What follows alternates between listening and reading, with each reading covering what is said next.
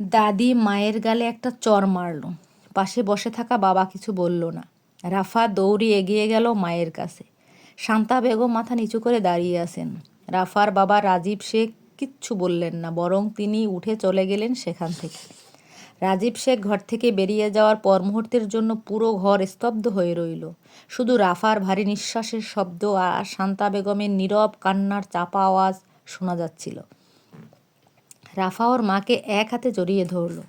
দাদির দিকে তাকিয়ে ক্ষোভ আর অভিমানে ওর গলা বুজে আসছিল। সে কিছুতেই বুঝতে পারছিল না দাদি কেন এমন করলো। রাফা সবেমাত্র ভার্সিটি থেকে বাসায় ফিরেছিল। এসেই মাকে এভাবে চর খেতে দেখল। দাদির মাঝে মাঝেই তার মায়ের গালে হাত তোলে।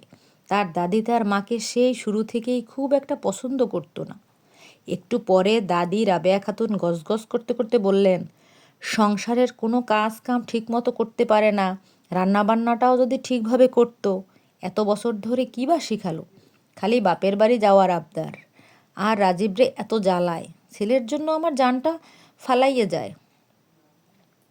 বোঝা গেল শান্তা বেগম হয়তো ভুল করে লবণ বেশি দিয়ে ফেলেছে তরকারিতে, আর স্বামীর কাছে বাপের বাড়ি যাওয়ার আবদার করেছিলেন। তাতেই দাদি ক্ষেপে গিয়ে চর মেরেছেন। আর রাজীব শেখ ওনার মায়ের এই আচরণে কোনো প্রতিবাদ না করে বরং সায় দিয়ে চলে গেলেন। রাজীবের এই নিষ্পৃহতা শান্তা বেগমকে চরের চেয়েও বেশি কষ্ট দিয়েছিল। উনি মাথা নিচু করে দাঁড়িয়ে রইলেন, কোনো কথা বললেন না। কিন্তু রাফা সহ্য করতে পারল না। সে মায়ের কাছ থেকে সরে এসে দাদির সামনে গিয়ে দাঁড়ালো আর বলল, এই সামান্য কারণে আম্মাকে চর মারলে কেন দাদি? কথায় কথায় মারা কোন স্বভাব? রাবেয়া খাতুন রাগে গজগজ করতে করতে বললেন, বেয়াদব মেয়ে, বড়দের মুখের উপর কথা বলিস? তোর মা তোকে এই শিক্ষা দিচ্ছে? রান্নায় নুন বেশি হয়েছে, তোর বাপের মুখে তোলার উপায় নেই, একটু শাসন করেছি তো কী হয়েছে? শাশুড়ি হয়েছি, দুইটা চর মারার অধিকার আমার নাই? না দাদি, তোমার কোনো অধিকার নাই একজনের গায়ে হাত তোলার।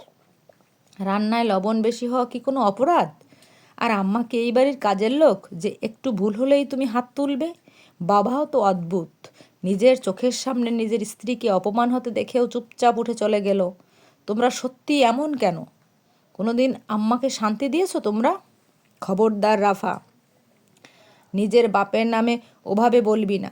রাবেয়া খাতুন চিৎকার করে উঠলেন, তোর মা তোকে পর করে দিচ্ছে আমাদের থেকে। দিন রাত খালি বাপের বাড়ি যাওয়ার বায়না। এই সংসার কি সরাইখানা নাকি? আম্মা গত 1 বছর নানু বাড়ি যায় না।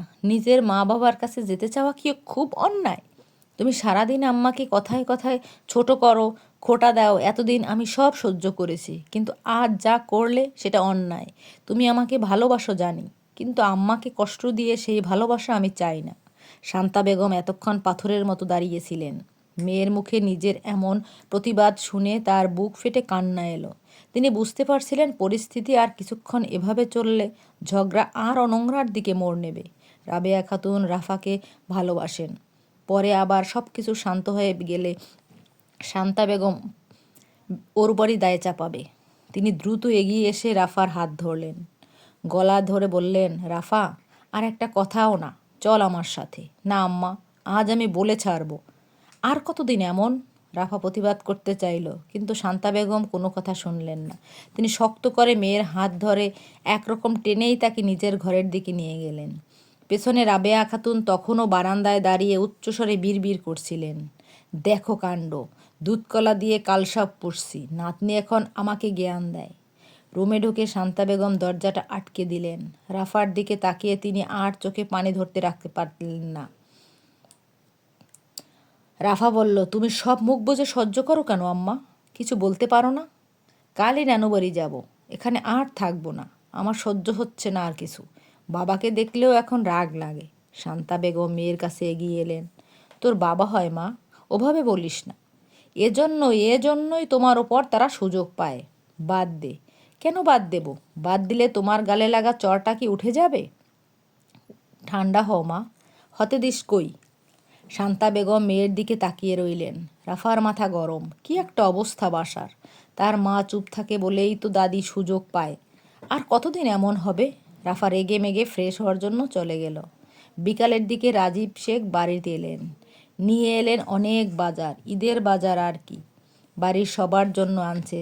চাচিরাও বিকেলের দিকে বাসায় এলেন। রাফার চাচা চাচিতা বোনরা বাইরে বেরিয়ে এলো। সকাল সবাই ফিরেছেন। রাজীব শেখ সবার জন্য নানা জিনিস কিনে আনলেও নিজের স্ত্রীর জন্য কিছুই আনেননি। শান্তা বেগম দরজার কাছ থেকে দাঁড়িয়ে দেখলেন শুধু।